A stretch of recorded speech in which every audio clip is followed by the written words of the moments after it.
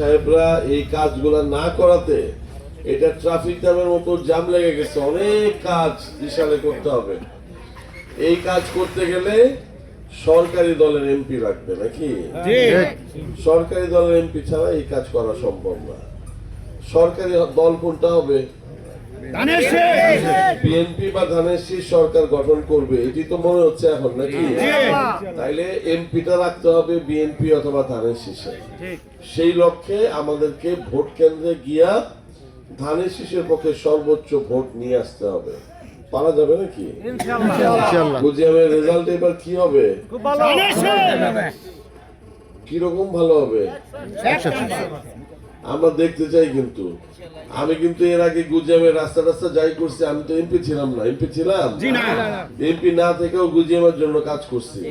আর যারা দুনিয়ার এই যে এমপি হওয়ার জন্য ভোট নেওয়ার জন্য আয়সা ভোট নিয়ে গেছে, কখনো ভোট ছাড়া এমপি হয়েছে, তারা তো কোনো কাজ করে নাই। সুতরাং আমি যদি এমপি না হইয়া গুজিয়ামবাসীদের জন্য কাজ করে থাকি, তাহলে গুজিয়ামবাসীর উচিত না যে এইবার আমাদের একটা ভালো ভোট দিয়া জেতা দেওয়া, ঠিক না?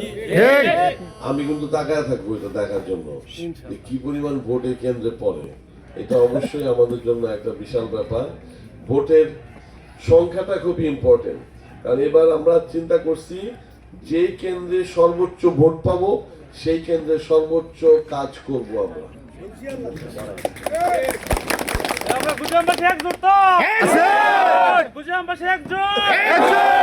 আচ্ছা ঠিক আছে, একজোট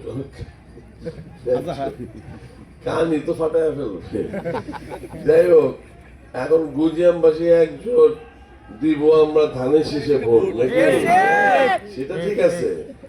এখন সব গুজিয়ামের মধ্যে তো আবার সব আছে, আমাদের সনাতনরাও কিন্তু এবার আমাদের দিকে ভোট দিবে, ঠিক না?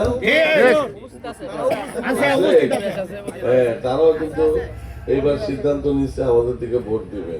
সুতরাং আমরা সবাই মিলেই এইবার এই কেন্দ্রে একটা ভালো ভোট হইলে হয় কি, আমি দেখাইতে পারি যে গুজিয়াম কেন্দ্রে এই পরিমাণ ভোট আসছে, সুতরাং এখানে এই পরিমাণ কাজ করতে পারবো, তাই না? তাহলে কেউ মানা করবে না। কিন্তু নাইলে বলবে আপনি এই জায়গায় কেন এত বেশি কাজ করবেন। তো এই জায়গায় এত বেশি কাজ করবো এই জন্য, কারণ এই জায়গায় আমরা সর্বোচ্চ ভোট পাইছি। সেই জন্য এইটাকে করতে গেলে আমাদের মা বোনদের ভোট গুলা পুরাটাই লাগবে। কিন্তু এই যে আগামীতে দুইটা কার্ড হবে, একটা পরিবারের